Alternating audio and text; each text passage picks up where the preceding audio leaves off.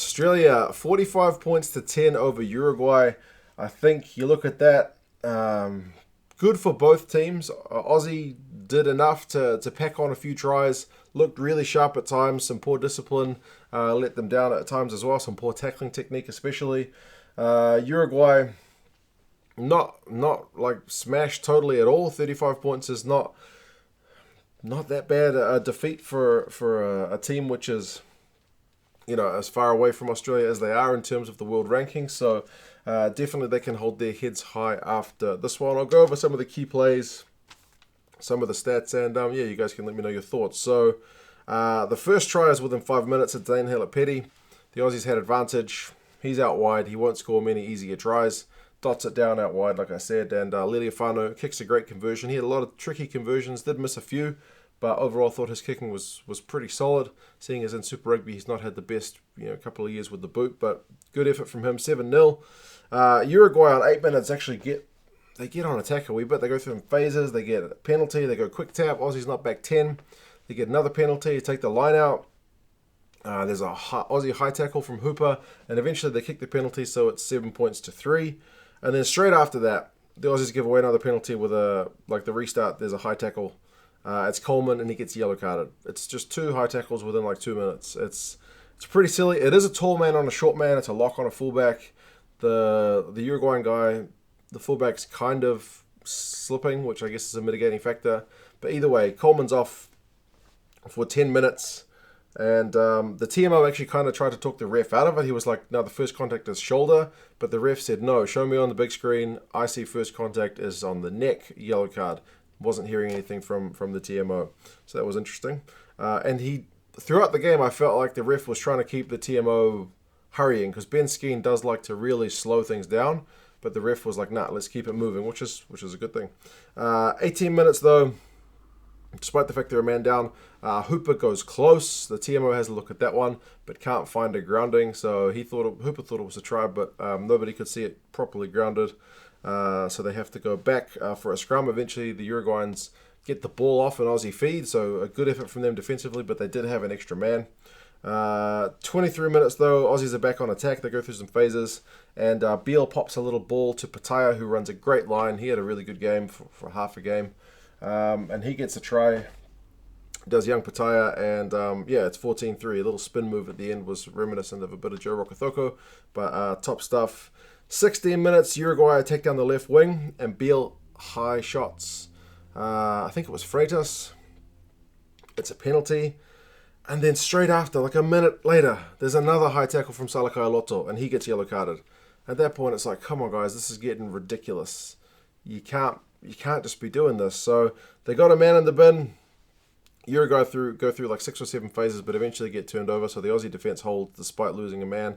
And then on 30 minutes, Kurandrani actually gets a try from Beale and Pataya in the support lines. Again, Pataya runs a really little good line.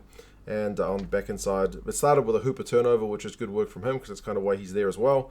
And they missed the conversion, but it's 19-3. So 5 points during the yellow card. Top stuff from the Wallabies. Don't want to have the yellow card in the first place, but they seem to play pretty well with it.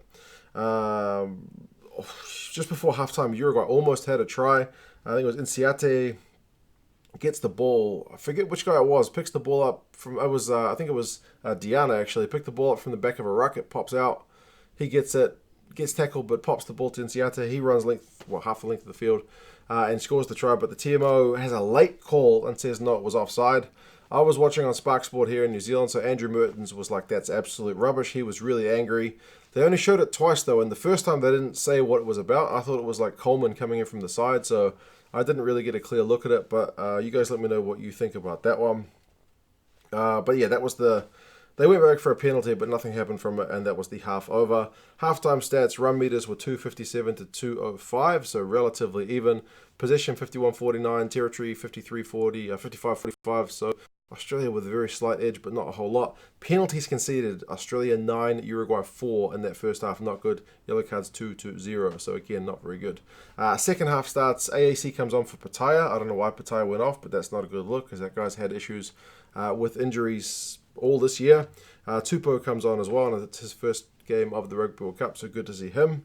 Tamua gets falconed. I don't know if you guys call it a falcon in your countries, but in New Zealand, when somebody throws the ball directly into your head, that's a falcon. So Nick White, thanks for that. That was an amusing bit of time. Every time there's a falcon, that's highlight reel worthy. So hopefully they show that in the highlights, but they won't. Start of the second half if you want to go back and watch the whole game. Tupou actually went close to getting a try, and he's known for his big bullocking runs, so he knocked it on. But again, good to see him running the ball. 45 minutes, Kurandrani runs a great line from a line-out move. Absolute gas as well, runs just away from the defenders. He gets his second try. They get the conversion. It's 28 points to 3. Dempsey gets a line break from the restart from that try as well. He had a really good game, but he can't find a support runner, so nothing comes of it. 52 minutes though, Guinea gets a try. It was Dempsey again in the lead up. He had like 2 or 3 defenders beaten. Got the ball to Guinea, and it's 33 points to 3. 60 minutes, and it's kind of piling on the points at this point. Slipper gets his first test try after so many tests, and the celebrations from the Wallabies boys was fantastic because I was really happy for him to get that try. It's from the back of a scrum, like first phase after it, and Slipper's the man-off runner, and he powers over for a try, so good for him. 40 points to 3, and 67 minutes, Dane Hilipeti gets his second try.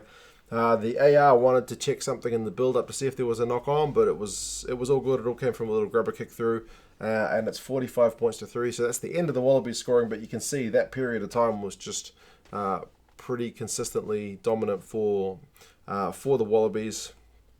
77 minutes though, Uruguay do finally get their try through Diana, and it's a deserved try. They had like 13, 15 or 16 phases or something, and eventually he just powered over. They had advantage because Pocock was offside. But yeah, they converted it, and 45 points to 10. And he missed a few tackles, like 3 tackles, but he made, I think, 6 or 7. And like at one point, I remember the Wallabies set a scrum, and they got the ball out wide, and then he was up at the play from the scrum really quickly. So the guy had a bit of a good engine on him, so I'm kind of glad that he's the guy who got the try. Final stats, run meters 624 to 281, so you can see the Wallabies really blew away with it in that second half. Position and territory remained pretty similar to the first half, with the Wallabies slightly edging it. Wallabies lineouts was 9 from 11, Uruguay 12 from 15, so again, a little bit of tweaking to do there for both sides. Tackling percentage, Wallabies very good, 88. Uruguay down to 67, so they did get cut a wee bit up in that second half. Penalties conceded for the Wallabies was 12 to 5, so the second half was low on penalties. Remember, halftime was 9 to 4, but I guess the Wallabies will be happy with the second half effort, that they cleaned up the discipline, got the tackling technique a lot better. Knock-ons was 12 to 6 over the course of the whole game, so again, it's an area that a lot of the teams are struggling with is the handling. Wallabies are one of them. Stats for individuals, Pataya in one half of rugby, remember, 46 run meters, 6 defenders beaten, a try and a try assist. Bloody good effort. I hope he's alright. They didn't say anything if he was injured or what. Kurandrani, 120 run meters, 9 defenders beaten, 2 tries. Very good. I think got man of the match. Coleman, 13 from 13 tackles, which is nice, but he had a yellow card and 3 penalties as well, so not a complete performance. Uruguay had 4 guys with 11 tackles, which is again shows the effort those guys were putting in. Diana had 64 run meters and a defender beaten. Freitas was a bit of a live wire, 63 run meters and 4 defenders beaten. So, yeah, overall, I thought it was a pretty good game. Plenty of positives for both sides, but also if you're the Wallabies looking through to the latter stages of the comp, there's definitely things to tweak and work on. But remember, Uruguay's a team who beat Fiji. So take that into account and say that they're a team worth a wee bit more credit than maybe we initially were going to give them before the World Cup. But yeah, you guys let me know your thoughts on this one, and I'll talk to you again soon. See you later.